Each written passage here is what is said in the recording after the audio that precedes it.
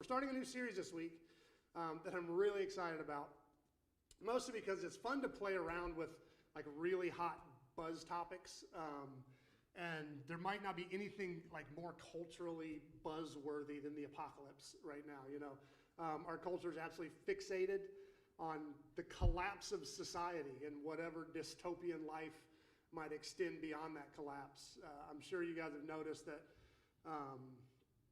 the coronavirus hasn't alleviated this fascination one bit. If anything, it's ramped it up. I actually did a search on apocalyptic fiction, and within that entry, there's a subsection for pandemic apocalyptic film and television. Who knew it got so specific? But there is these specifically defined movies that attempt to depict what life might be like during and after a pandemic. So these aren't just like zombie movies with a jump scare. These are like movies that try to kind of capture what life might look like. There was 12 movies in this entry, and 10 of them were made in the last 15 to 20 years.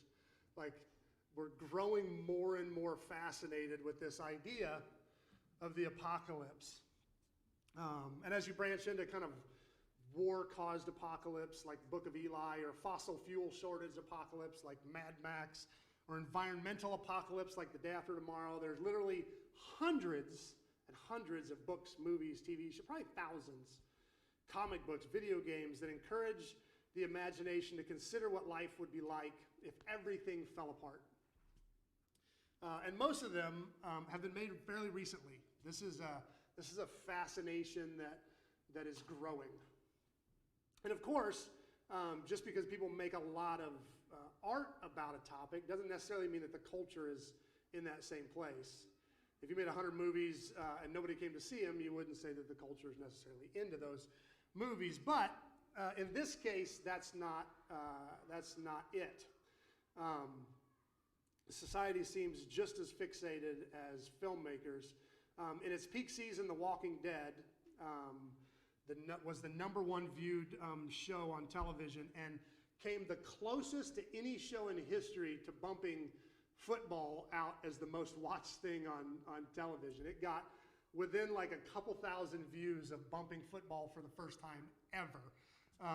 It was that huge of a deal.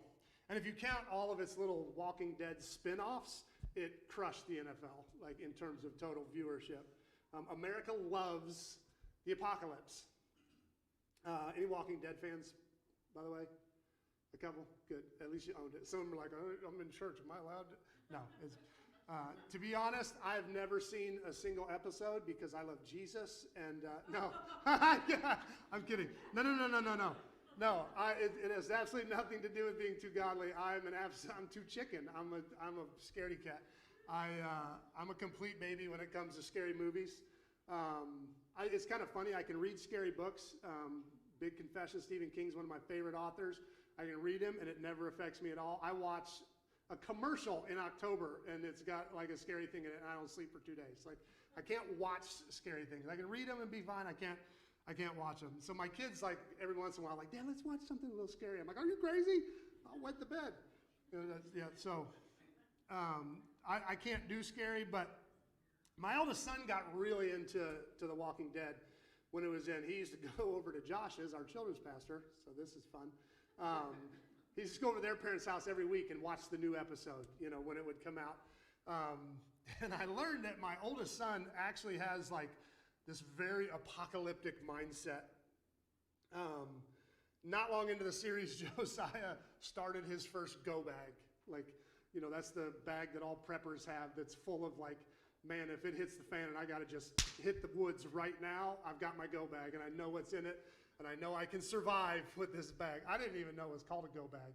And the fact that nobody like nodded when I said go bag means you didn't either. It's a thing. Like, I love it. So we got people that are like, I absolutely have my go bag. But Josiah started loading his go bag, like ready for the zombies. Like as soon as he got in the thing, like this is gonna happen, and I'm ready. He actually wound up putting quite a bit of research into it. And so if you ever have to hit the road in a moment's notice, Josiah is the guy you want to take with you. In fact, funny side note, Josiah and I went to a men's group meeting years ago. I think Josiah had almost just turned 18 maybe, and right around there. He wasn't very old. He was kind of new to the men's group thing, and when The Walking Dead was huge, and we were sitting around talking like, what if the zombie apocalypse happens? What's everybody bringing to the table, you know? And we're talking about what we can do and what we would be good at in an apocalypse, and the senior pastor of the church we were in was there with us, and after we all kind of went around the circle, we were like, Tim, I'm sorry, we'd have to give you to the zombies, man. You know, if everything falls apart, we don't need sermons, brother. You're toast. Like, you don't bring enough to the table. You need to up your skill set if you want us to keep you on the team. It was kind of funny. But since that day, since that started, my son Josiah has definitely kind of upped his game. And if I'm honest, if the 2020 lottery of disaster turns up zombies, Josiah is the one you want on your team. In fact, if I'm honest, now this is just my opinion, but if I'm 100% honest, I think Josiah has been a little bit disappointed 2020 hasn't turned up zombies yet. I snapped a couple pictures of Josiah back when we were in the full lockdown. This one, China can't even make zombies right. Hashtag not my apocalypse. That's not actually Josiah. But, and I probably shouldn't say that in church anyway. Maybe too far. How about this one? Hashtag worst apocalypse ever. Anyway, Josiah's definitely your man in the apocalypse. I've got some skills, but Josiah's got me beat. I like to pretend to be tough and pretend to be ready. I kill my own food when I can. Except I usually cry when I do it, so that kind of offsets it. Like, totally spoils the rough image. But Josiah is your best chance at survival. And this is why I bring up Josiah's go bag and his arsenal and his fancy straw that allows you to drink swamp water if you need to. This series is called Surviving the Apocalypse, right? It's about survival, which brings up an interesting tension. Because all this fascination with the apocalypse that I've mentioned is really only half of the apocalyptic narrative, right? Because in church, we have a much different relationship to the apocalypse, don't we? Or do we? See, the part of the Bible narrative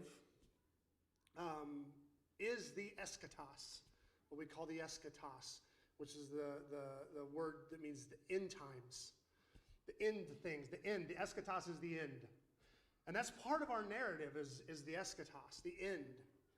The story that we find ourselves in has a chapter where Jesus returns in both judgment and redemption. And the endless stream of pain and injustice and death and struggle comes to an end. And this is eschatology, the study of last things, of the study of the end.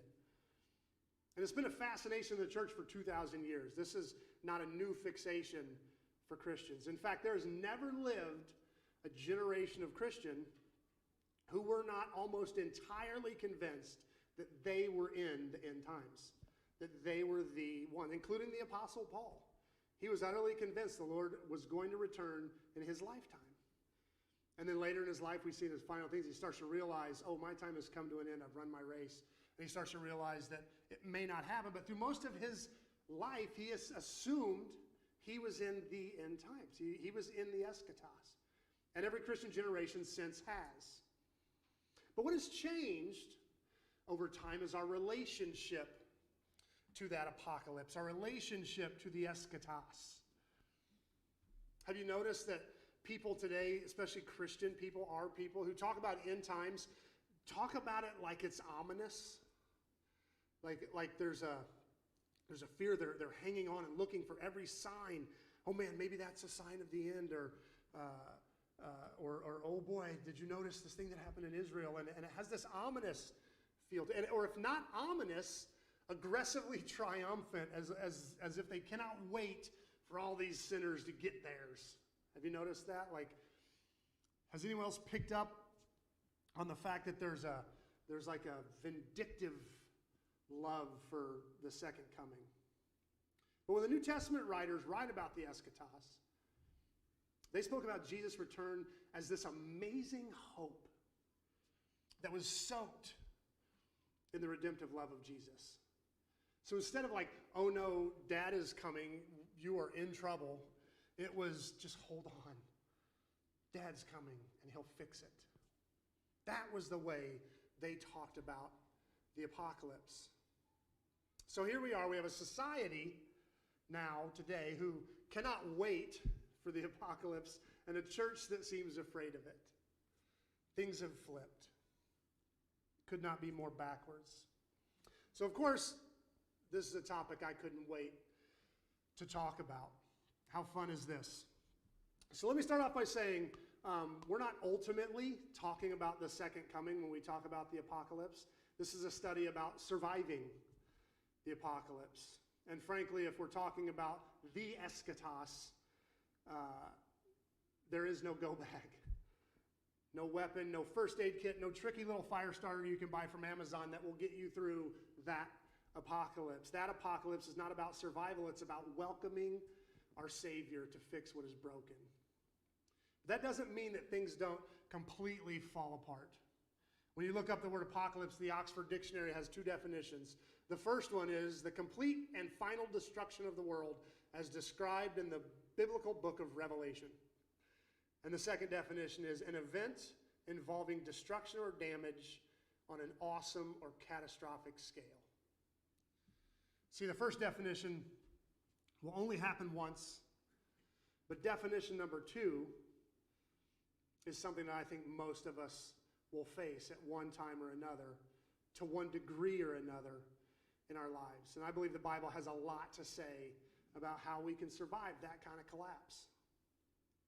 So this week we're going to talk about surviving a personal apocalypse. Next week we're going to talk about national apocalypse. Week 3, Esther is actually going to teach us about global apocalypse. And then week 4 we're going to look at the ultimate apocalypse.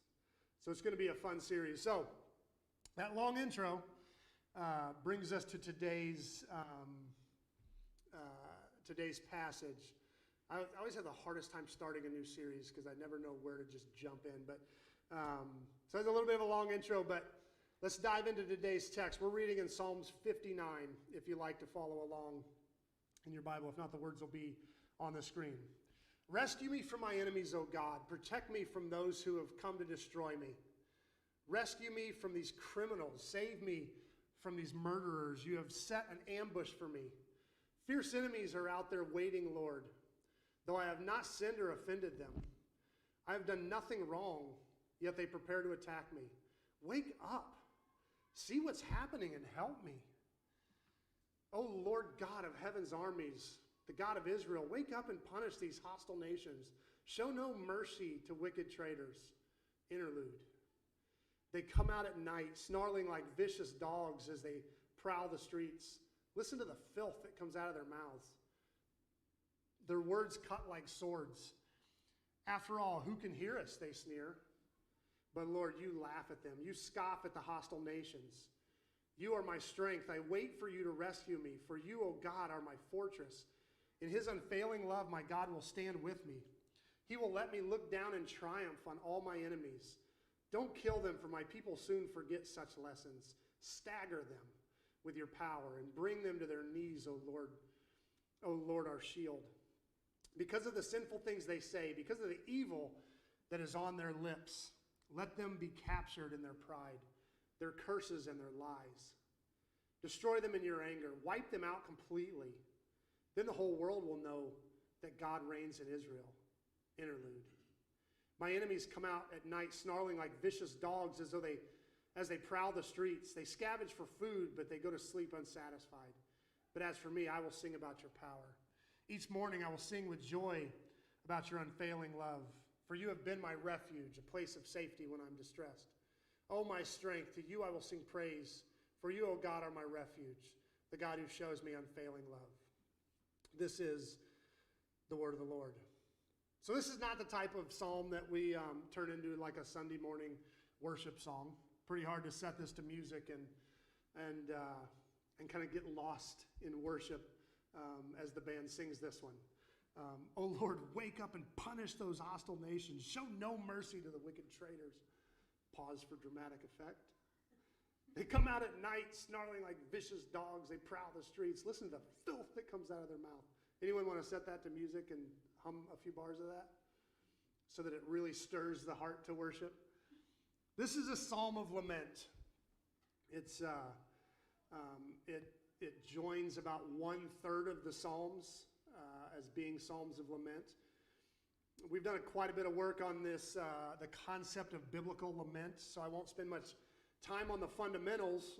If you're interested, I can certainly send you links to some past sermons where we've talked about what biblical lament is and why it's important. But I will say that being a psalm of lament means that this psalm is raw, it's painful, it's full of venom and hurt, and it's among the most human and honest psalms in the scripture.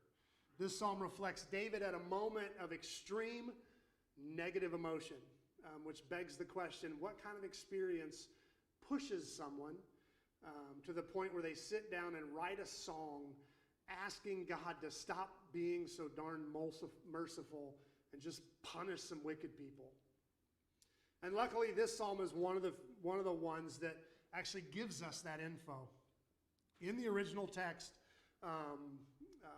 it gives this little introductory statement. It says, "For the choir director, a psalm of David, regarding the time Saul sent soldiers to watch David's house in order to kill him, to be sung to the tune, Do Not Destroy." He gives like a little musical note, which also means, David was one of those people. Back in the 90s, I led worship for a youth band, and we used to take secular songs and turn them to write Christian lyrics over the top of them. It was super cheesy, except for the fact that David did it too, which I absolutely love. Okay, so we know that this is the time Saul sent men to David's house to kill him. And just in case you don't keep that info, right at the top of your head all the time, I looked it up for us. And it comes from 1 Samuel chapter 19, verse 11, where it says this: "Then Saul sent troops to watch David's house. They were told to kill David when he comes out the next morning. But Michal, David's wife, warned him, 'If you don't escape tonight, you will be dead by morning.'" So let's double check. For the choir director, Psalm of David, regarding the time Saul sent soldiers to watch David's house in order to kill him. And in 1 Samuel, then Saul sent troops to watch David's house. They were told to kill David when he came out the next morning. So it feels like the right story. We've got the story that goes with the psalm. And in 1 Samuel 19, it goes on to explain David's really narrow escape, this uber stressful escape. Michal created this elaborate deception for David. But the verse before, verse 10, really marks the key moment in David's life. Like one of those hinge point moments, one of those real turning points in the life of David. And I need to set this up a little bit.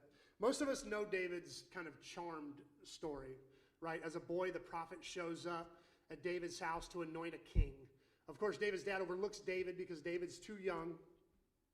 But in kind of a shocking move, the prophet anoints David, chooses this young man. Nobody saw it coming. I mean, God saw it coming, but nobody, including the prophet, saw it coming. Certainly not David himself. There's no precedent for this. There is no clear path forward with what to do with a randomly chosen child who's just been anointed king. So David just went about his normal business. And then one day he's delivering grilled cheese sandwiches to his brothers on the battlefield, and he finds them hiding from a defensive lineman named Goliath, this beast of a man. David refuses to be bullied and steps up and actually does what the army feared to do, which was destroy this giant in the name of God. Shortly thereafter, Saul, the king, is struggling with panic attacks and anxiety, and guitar music helps. And so he, guess who sits around watching sheep, playing guitar like James Taylor, our boy David. And so David gets called in to come and play guitar for Saul, and it mellows him right out. And so David gets hired. He gets a new job. He is now the lead guitarist for the kingdom of Israel, and he plays guitar for the king. Saul decides to keep him. Actually, he just sends a letter to David's dad with some gifts and says, hey, I'm keeping him, which is, I guess, what kings get to do. But David goes from shepherd to playing lead guitar in the nicest venue in the kingdom.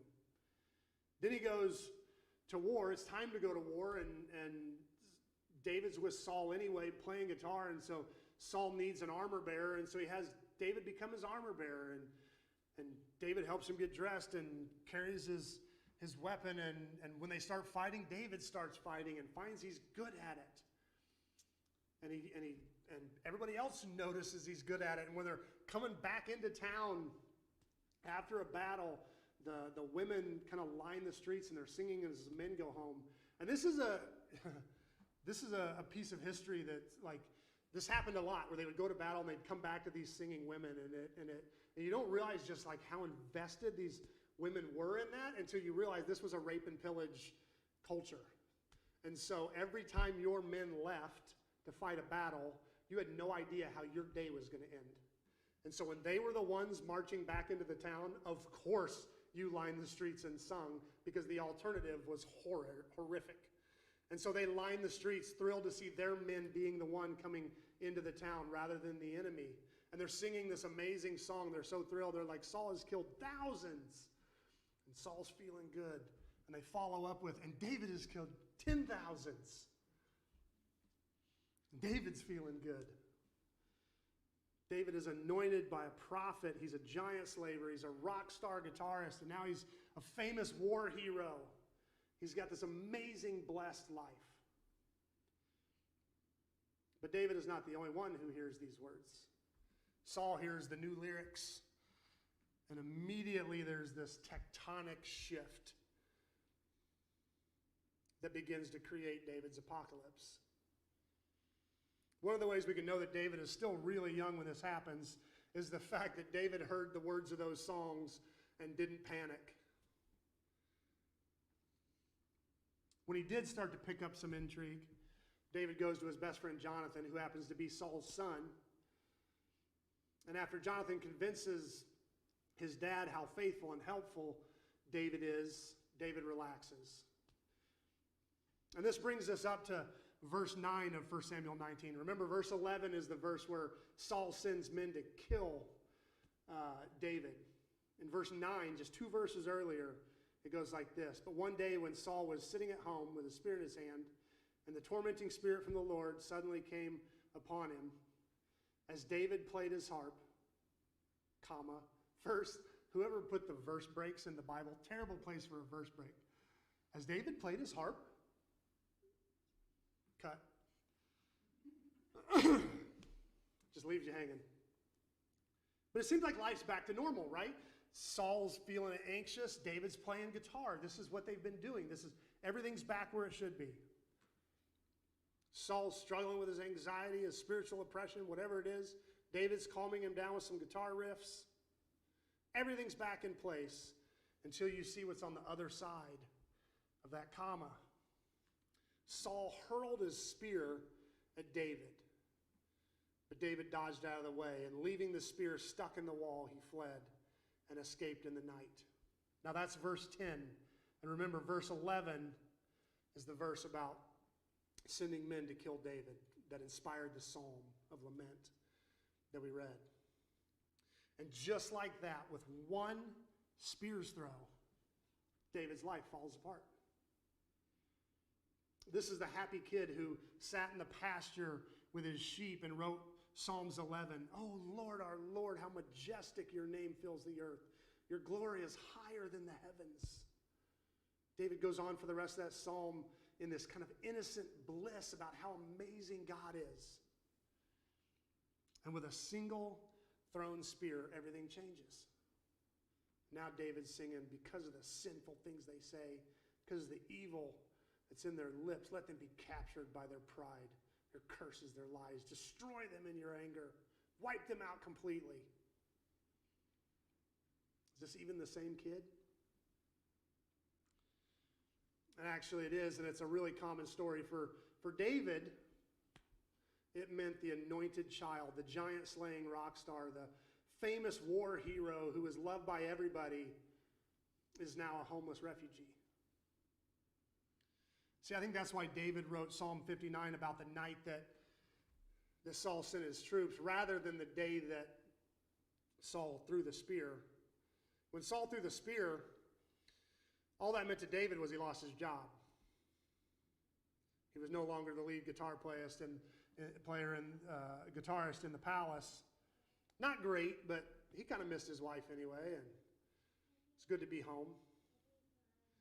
But David didn't realize that the apocalypse had just begun. The spear wasn't the apocalypse. The spear was just that first little stone to fall. The spear is just the beginning. It wasn't until David was fleeing his own home, leaving his new young bride behind, that David realized how fundamentally everything in his life had just fallen apart. It started with a thrown spear. It would be years before he'd get to go home again. Years and years. I think 14 years. It started with a thrown spear. For some, it starts with a diagnosis. For some, it starts with a termination notice. For some, it's divorce papers. For some, it starts with a police officer knocking on your door. Shoot. You're going to have to bear with me.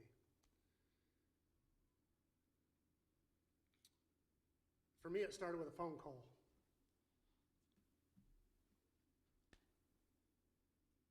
Dang it. Esther was on the other end of the phone saying some of the most absurd things. Stuff that didn't even make sense. Stuff that just absolutely couldn't be true. She had received a hysterical call that was equally ridiculous. And as stupid as it all was, it turned out to be true. My spiritual dad and my two best friends were all three killed in a car wreck at the same time. And just like David, my apocalypse had actually started a while before. I was too dumb to see it. But as I sat on this end of this ridiculously ludicrous phone call, it was like I could hear the spear vibrating in the wall. Nothing would ever be the same. And I physically lost my mentor, but for Esther, it was probably worse. She watched her relationship with her mentor, who was my mentor's widow, kind of crumble under the weight of grief and pain and need. And without getting buried in a long, intricate story, this was the first spear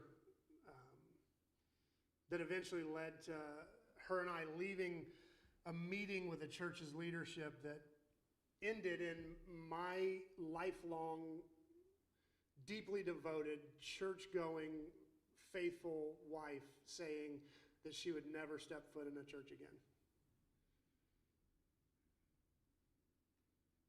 The first thing we need to learn about apocalypses from David is that they happen.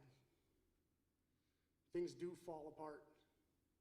Not every day. Don't walk around looking over your shoulder for the spear. When life is good, praise God and rejoice. Wallow in all that goodness. But when the spear does hit the fan, am I mixing cliches there?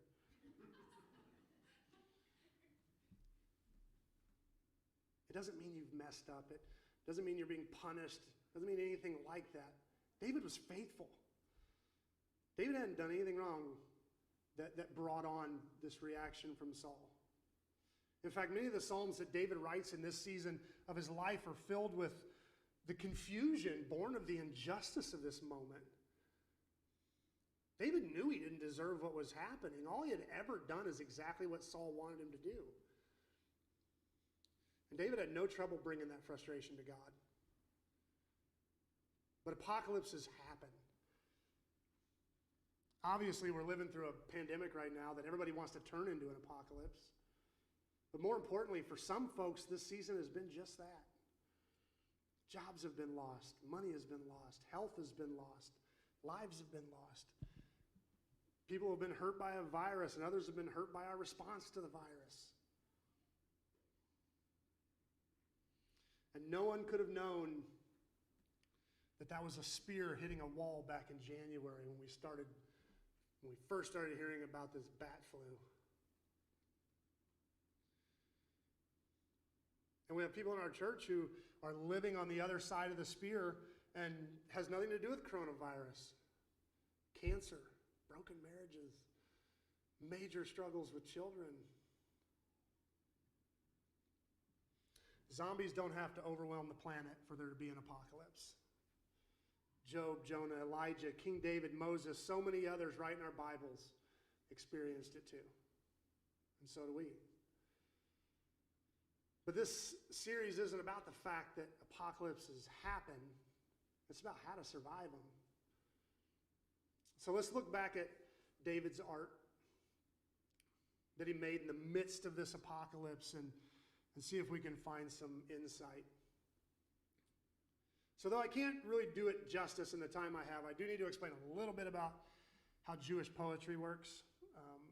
I have some sermons from summer of 2019 if you want to go into more detail, where I spend more time on this. But Jewish poetry is structural, not grammatical. What that basically means is you build almost a physical structure with your words instead of rhyming them and tying together. And what's cool about it, it's the only style of poetry that works no matter what language you translate it into. So it's very interesting that the main form of biblical poetry is the kind that can be translated and still have an effect. So Psalms 59 is a structural Jewish poem called a chiasm, which means that there's these series of statements on one side of a main thesis that match a series of statements on the other side. It kind of forms this visible pyramid. And it's designed to highlight that central point. It's designed to, kind of like if we did roses are red, violets are blue. Like, nobody hears a roses are red, violets are blue poem and goes, what is he trying to say about the rose? You know what I mean? Like, the rose is a setup. Roses are red, that's a setup. No, you're not trying to, the punch is the second half of the thing, And that's kind of the way a chiasm works. It's not that the other verses don't mean anything. It's just that they're mainly designed to point at the main thesis. That's what they're set up to do. This can tend to get lost on us because, we read one verse at a time and we want to kind of pull every verse out and give it equal meaning, outside of its context. And that's not really how Jewish poetry works, or at least rarely. So let's look at what a Jewish reader who understands chiastic structure would see in David's lament about this day his apocalypse started. It would go like this. So verses 1 and 2 are about God protecting and being his refuge. So are verses 16 and 17. 3 and 4, the ambush. Same with 14 and 15. 5, have no mercy on them, destroy them. Says the exact same thing in verse 13. 6 and 7, the things they say about me, and then verses 12 and 13 says it again, exact same statement. Verses 8 is how big God is, how everybody else is so small. Verse 11, same statement, which means the central thesis of this chiastic poem is this central verses 9 and 10. That's what David is trying to draw out of this structural poetry. I really wish I had time to actually go through the Psalms so you could see how each line lines up. If you're a nerd like me, it's really, really fun to watch these chiasms fall together once you kind of find the pattern. But please, if you want to do that, if you're like dying to see how that works, reach out to me. I'll send you this image and you can go through the psalm by yourself. It's really fun to watch how David built this psalm. And it helps because sometimes you ever read the Psalms and it just feels like a random list of like statements that just don't really flow together in any kind of narrative form. Usually once you find the chiasm, you're like, oh my gosh, he put so much into that. That was super cool. But the central thesis is verses 9 and 10. You are my strength. I wait for you to rescue me. For you, O God, are my fortress. In his unfailing love, my God will stand with me. He will let me look down in triumph on my enemies. David, in the midst of his disillusionment and frustration and loneliness and fear, clung to God. And you want to talk about a go bag. Look at this list. Are you feeling weak? You're my strength. Feeling lost and stranded? I wait for you to rescue me. Feeling vulnerable and exposed? You are my fortress. Feeling lonely and abandoned, in his unfailing love, my God will stand with me. Feeling humiliated and full of shame, he will let me look down in triumph on all of my enemies.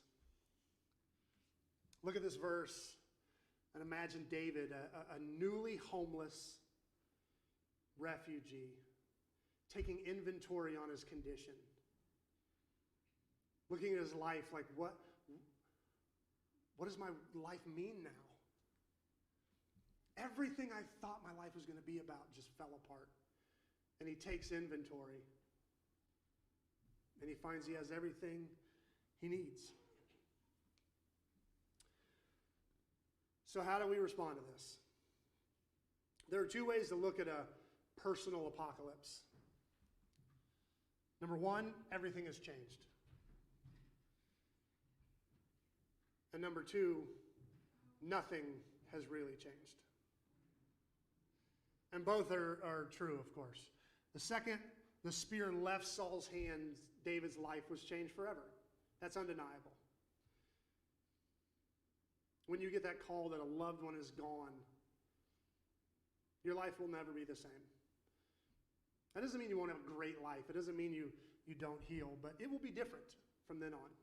It does change. Once your life falls apart, everything is different. But I think the second statement is a little more true.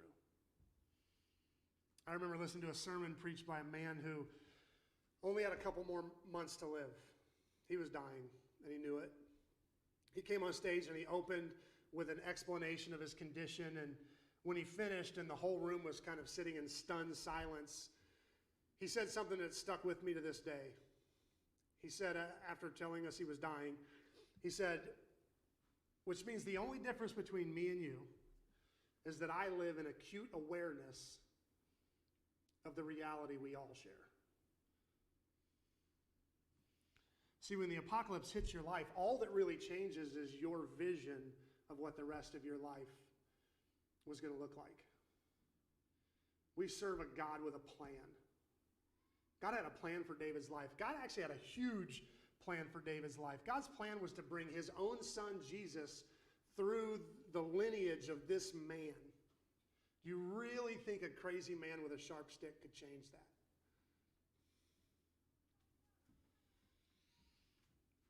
And I think David was like a true artist. I think David used his art to process his emotions and make sense out of the world.